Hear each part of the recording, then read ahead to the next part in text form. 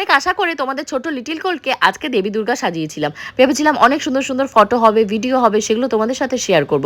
But কি এমন হলো যে লিটিল গোল্ড এত চিলচিৎকার দিয়ে কান্না জুড়লো, আমাকে মাঝপথে শুটিংটা বন্ধ করতে হলো। গত বছর দুর্গাপুজোর সময়ও ঠিক মহালয়ার দিনই আমি লিটিল গোল্ডকে লিটিল দুর্গা সাজিয়েছিলাম। তোমরা এত ভালোবাসা দিয়েছিলে, তো এবছরও সাহস করে আমি সেই শ্যুটটা রেখেছিলাম। বাট এমনই দুর্ভাগ্য, লিটিল গোল্ডের প্রচণ্ড গায়ে টেম্পারেচার চলে এসছে। লাস্ট 2-3 দিন ধরে লিটিল গোল্ডের প্রচুর জ্বর। বাট ওষুধ খাওয়ালে যেহেতু জ্বরটা চলে যাচ্ছে, আমি ভাবলাম ঠিক আছে শ্যুটটা চালু করি। সাজিয়েও ছিলাম, তোমরা লাস্ট ব্লগে দেখতেই পেয়েছিলে। লিটিল গোল্ড যেহেতু সাজগোজ করতে খুবই পছন্দ করে, ওকে সাজাতে গেলে কোনো রকমের কোনো টেনশন বা ঝক্কি পোয়াতে হয় না। দেখো কি সুন্দর করে এত ফলস একটা চুল, মানে হয় না এটা তো নকল চুল মাথায় পরে রয়েছে, এতগুলো হেভি জুয়েলারি ক্যারি করছে, তারও তো কোনো সমস্যা নেই। তারপর শাড়িটাও তো আমার শাড়ি, ওর সাইজের শাড়ি নয়, অত 12 হাতের শাড়িটাকে আমি এরকম 2.5 হাতের, মানে 3 বছরের লিটিল গোল্ডকে পরিয়েছি। ভাবতে পারছো কত কিছু একসাথে ক্যারি করেছে। যেভাবে বলছি সেভাবেই ও পোজ দিতে শুরু করেছে, কিন্তু হুট করে আবার গায়ে টেম্পারেচারটা চলে এসছে। ব্যাস মেয়ে বিগড়াতে শুরু করেছে। মনা একটু ভিডিও এইভাবে তাকাও, মনা একটু ওইভাবে তাকাও, মনা একটু হাসো, মনা একটু হাতটা নাড়াও। ও আর কিছু করবে না তো করবেই না। এই মুহূর্তে দাঁড়িয়ে আমার প্রচন্ড মাত্রায় কান্না পাচ্ছিল, আর আমি প্রচন্ড ডিপ্রেসড হয়ে গেছিলাম।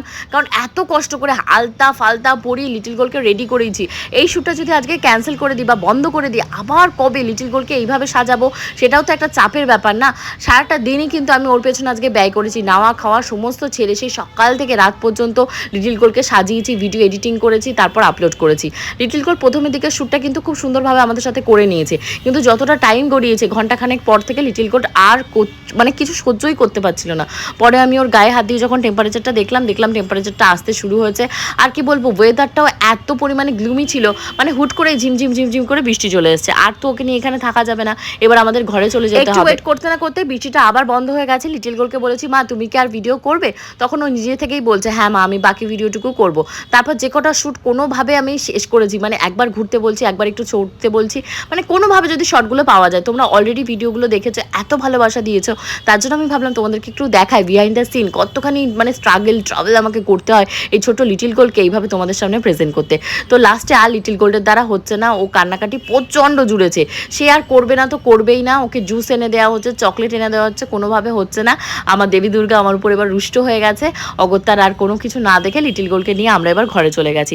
ঘরে যাওয়া মাত্র লিটিল গোল্ড একদম নর্মাল হয়ে গেছে।